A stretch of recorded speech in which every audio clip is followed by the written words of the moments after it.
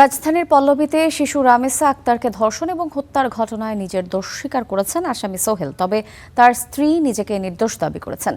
মামলায় রাষ্ট্র এবং আসামি পক্ষের যুক্তিতর্ক উপস্থাপনের জন্য বৃহস্পতিবার দিন ঠিক করেছেন আদালত। বুধবার সকালে আসামিদের আত্মপক্ষ সমর্থন শেষে এই দিন ধার্য করেন ঢাকা মহানগর শিশু সহিংসতা দমন ট্রাইব্যুনালের বিচারক মাসরুর সালেকিনের আদালত। এর আগে বুধবার সকালে আসামি সোহেল রানা এবং তার স্ত্রীকে আদালতে আনা হয়। পরে বিচারক তাদের বিরুদ্ধে আনীত অভিযোগ পড়ে শোনান। গত ১৯ মে পল্লবীর একটি বাসা থেকে দ্বিতীয় শ্রেণীর শিক্ষার্থী রামিসার মরদেহ উদ্ধার করা হয়। এই ঘটনায় তার বাবা আব্দুল হান্নান মোল্লা বাদী হয়ে পল্লবী থানায় মামলা দায়ের করেন।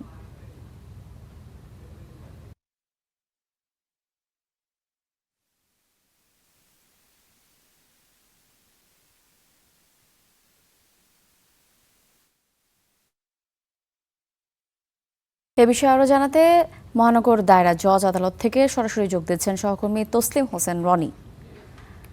রনি, আমাদেরকে জানাবেন যে আদালতে আজকে কি কর্মসূচি রয়েছে এবং রায় ঘোষণা কবে নাগাদ হতে পারে বলে আপনার কাছে তথ্য আছে? আজকে ফৌজদারি কার্যবিধির ৩৪২ ধারায় সোহেল রানা এবং তার স্ত্রী স্বপ্না খাতুনের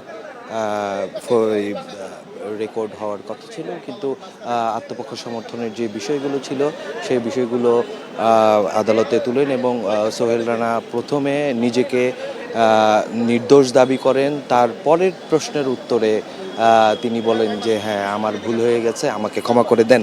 এবং সেই ক্ষেত্রে একটা কথা বলি, আদালত কিন্তু দ্বিতীয় যেই প্রশ্নটা থাকে সবসময়, যে প্রশ্নটা আদালত করে থাকেন, দ্বিতীয় প্রশ্নটাই কাউন্টেবল হিসেবে তারা গণ্য করেন এবং দ্বিতীয় প্রশ্নের হিসেবে আমরা ধরতে পারি যে সোহেল রানা এই ক্ষেত্রে তার দোষ স্বীকার করে নিয়েছেন এবং স্বপ্না আক্তার তাকে সহযোগিতা করেছেন, এই বিষয়গুলো উঠে আসে এবং আগামী দিন আর্গুমেন্টের দিন ধার্য করা আছে এবং যুক্তিতর্ক হবে আগামীকালকে দুই পক্ষের ভিতরে।